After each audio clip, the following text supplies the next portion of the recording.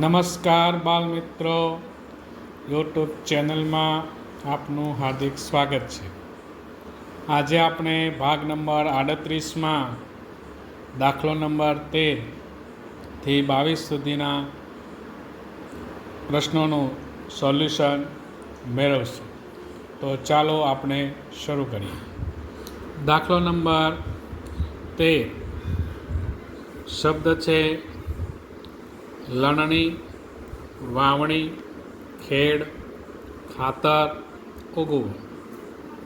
તો સૌપ્રથમ આપણે જોઈશું કે ખેતરમાં ખેડ કરવામાં આવે. ખેડ કર્યા પછી વાવણી થાય. વાવણી કર્યા પછી છોડ ઉગે.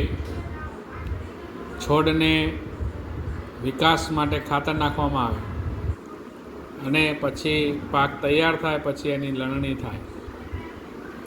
તો આ શબ્દ મુજબ આપણે જોઈએ તો તેનો ક્રમ આવશે 3, 2, 5, 4 અને 1 એ આપણો જવાબ આવશે.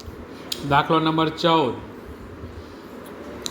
શબ્દ છે ગ્રામ, મિલીગ્રામ, મેટ્રિક ટન, કિલોગ્રામ અને ક્વિન્ટલ. તો અહીં આપણે જોઈએ તો આ વજનના એકમો છે. સૌથી નાનામાં નાનો એકમ મિલીગ્રામ, એનાથી મોટો ગ્રામ, ગ્રામથી મોટો એકમ કિલોગ્રામ, કિલોગ્રામથી મોટો એકમ ક્વિન્ટલ અને ક્વિન્ટલથી મોટો એકમ આવે મેટ્રિક ટન. તો આપણો જવાબ ક્રમ મુજબ આવશે 2, 1, 4, 5, 3. આ આપણો જવાબ આવશે. દાખલો નંબર 15 શબ્દ છે મીટર, મિલીમીટર, કિલોમીટર, સેન્ટીમીટર અને ફૂટ. તો આ એકમ જે છે તે કોઈપણ વસ્તુના માપ માટેના એકમો છે. તો સૌથી નાનો એકમ છે મિલીમીટર, પછીનો એકમ આવે સેન્ટીમીટર, સેન્ટીમીટર પછી ફૂટ, ફૂટ પછી મીટર અને મીટર પછી કિલોમીટર. અંતર માટેના આ એકમો છે. સૌથી નાના એકમથી લઈને મોટા એકમ સુધી જોઈએ તો આ ક્રમ મુજબ આપનો જવાબ આવશે 2, 4, 5, 1 અને 3. એ આપણો જવાબ આવશે. ત્યારબાદ દાખલો નંબર 16 ધારાસભ્ય, મુખ્યમંત્રી, સરપંચ અને વડાપ્રધાન. તો અહીંયા આપણે જોઈએ તો દેશના પ્રથમ નાગરિક એટલે વડાપ્રધાન, ત્યાંથી શરૂઆત થાય એટલે વડાપ્રધાન, એનાથી નીચે મુખ્યમંત્રી, ધારાસભ્ય અને સરપંચ.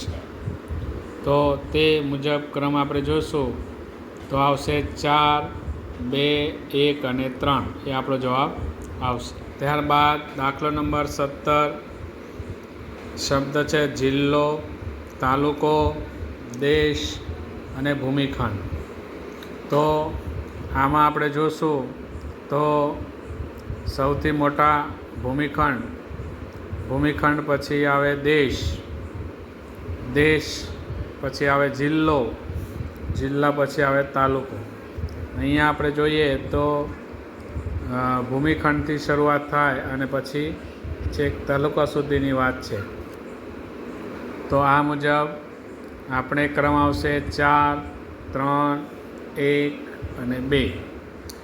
ત્યારબાદ દાખલો નંબર 18 સૌથી નાની વિભાજ્ય સંખ્યા 4, સૌથી નાની અવિભાજ્ય સંખ્યા 2, ગુણાકાર વિશે તટસ્થ સંખ્યા 1, બાદબાકી વિશે તટસ્થ સંખ્યા 0. તો એને આપણે જોશું તો એનો જવાબ કેવી રીતે આવશે તો 1 એટલે કે ગુણાકાર વિશે તટસ્થ સંખ્યા, પછી આવશે 0, પછી 3, અને 4 એટલે અહીંયા આપણે ક્રમ જોવાનો છે 1 3 2 3 અને 4 આ ક્રમ મુજબ આપણે જોઈએ તો આનો જવાબ આપણને આ રીતે મળે છે. દાખલો નંબર 19 પુત્ર દાદા પિતા પૌત્ર પરદાદા. હવે આમાં આપણે જોઈએ તો પૌત્ર એટલે પુત્રનો પુત્ર, પછી પુત્ર, પુત્રના પિતા, પિતાના પિતા એટલે દાદા, દાદાના પિતા એટલે પરદાદા. આ મુજબ આપણે જોશું તો ક્રમ આવશે 4 1 3 2 અને 5. આ રીતે એનો જવાબ આવશે. ત્યારબાદ દાખલો નંબર 20 હજાર લાખ કરોડ 10,000 10 લાખ. તો અહીંયા આપણે જોશું તો અંકની શરૂઆત આમાંથી નાનામાં નાનો અંક જે છે તે 1000, 1000 પછી આવે 10,000, 10,000 પછી આવે લાખ, 10 લાખ, કરોડ. એ ક્રમ મુજબ આપણે જોઈએ તો એનો ક્રમ આવશે 1 4 2 5 3. આ એનો જવાબ આવશે. ત્યારબાદ દાખલો નંબર 21 રવિવાર, મંગળવાર, ગુરુવાર અને શનિવાર. તો આપણે જોઈએ તો અહીંયા રવિવારથી શરૂઆત થાય, વારની શરૂઆત રવિવાર, પછી મંગળવાર, પછી ગુરુ ને શનિ. આ ક્રમ મુજબ વારને ગોઠવીએ તો એ ક્રમ મુજબ આવશે 1 2 3 અને 4. આ આપણો જવાબ આવશે. દાખલો નંબર 22 ચૈત્ર પોષ ફાગણ ભાદરવો.